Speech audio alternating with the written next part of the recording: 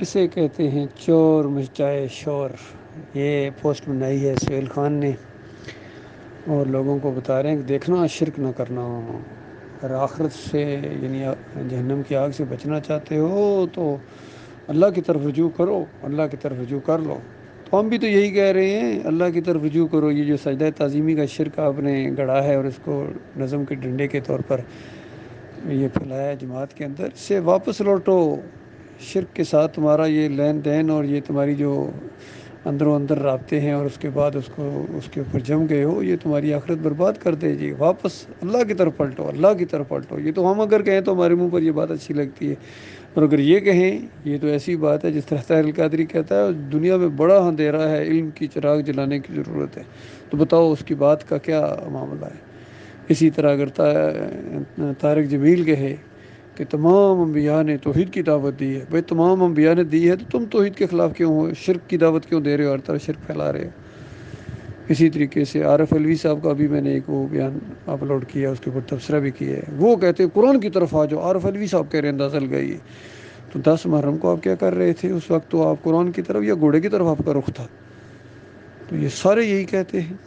ہمارے army chief نے یہی تقریر کی ہے وہاں کہ تم سربلند رہو گے اگر تم مومن بن جاؤ۔ وہ مومن بنو نا، کب بنو گے؟ اسی طرح یہ عربوں کے اندر دعائیں مانگی جاتی ہیں کہ یا اللہ قرآن کو ہمارا دلوں کا نور اور ہمارا امام بنا۔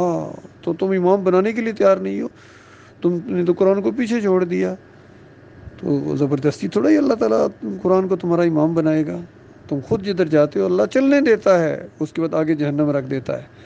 اسی طرح ہمارے عمران خان صاحب اندازہ کہتے ہیں کلمے کا مطلب میں تمہیں بتاتا ہوں۔ ایک دفعہ انہوں نے کہا کہ اگر مجھے آخرت میں اللہ تعالیٰ نے میرے سے کوئی سوال کیا تو میں کہہ دوں گا کہ بس میں نبی علیہ السلام کی امت کو کلمے کا مطلب بتا کے آ گیا تھا، اور کلمے کا مطلب ان کا یہ ہے مزار کے سامنے جا کے سجدہ کرو، جمہوریت کے اس مشرکانہ نظام کو تقویت دو، یہ ہے ان کا کلمے کا مطلب۔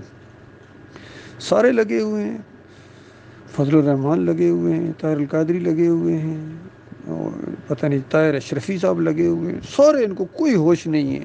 طارق جمیل لگے ہوئے ہیں۔ تو ان کے اپنے خلاف یہ جاتا ہے سارا، یہ قرآن ان کے خلاف دلیل بنے گا کل، اور ان کے خلاف مقدمہ قائم ہوگا۔ یہ کہتے ہیں نبی علیہ السلام کی شفاعت ہوگی، نبی علیہ السلام کی شفاعت تو مومنوں کے لیے ہوگی، تمہارے خلاف تو نبی علیہ السلام مقدمہ دائر کریں گے کہ یا رب میرے مالک اس قوم نے قرآن کو چھوڑ دیا تھا، ان صوفیوں نے، ان بریلویوں نے، دیوبندیوں نے، اہل حدیثوں نے، سلفیوں نے، حنبلیوں نے، چشتیوں نے، قادریوں نے، سب نے قرآن کو چھوڑ دیا تھا، قرآن کی طرف نہیں آئے تھے، یہ اپنے باپ دادا اور اکابرین کے عقیدوں کے اوپر تھے۔ تو وہاں تو یہ معاملہ ہو جائے گا۔ اس وقت کیا بنے گی جب فرشتے لعنتیں بھیجیں گے؟ اس وقت کیا بنے گی جب تمام انبیاء تمہارے اوپر لعنتیں بھیجیں گے؟ شرک اور کفر کرنے والوں، اللہ کی لعنت جب تمہارے اوپر پڑے گی، چیخو گے چلاؤ گے، وہاں بیوی بچے وہاں چیخ رہے ہوں گے اور لعنتیں بھیج رہے ہوں گے کہ دنیا میں لمبی گاڑی میں بٹھایا، بڑے بنگلے میں بٹھایا، نوکر چاکر خدمت بیٹ مین تھے، لیکن یہاں لے آئے نہ کسی کی بات تم نے مانی، نہ خود غور و فکر کیا، اور یہاں لے آئے آگ کے اندر ایسے خاوند یا ایسے بھائی یا ایسے باپ یا ایسے بیٹے، سارے لعنتیں بھیجیں گے ایک دوسرے کے اوپر۔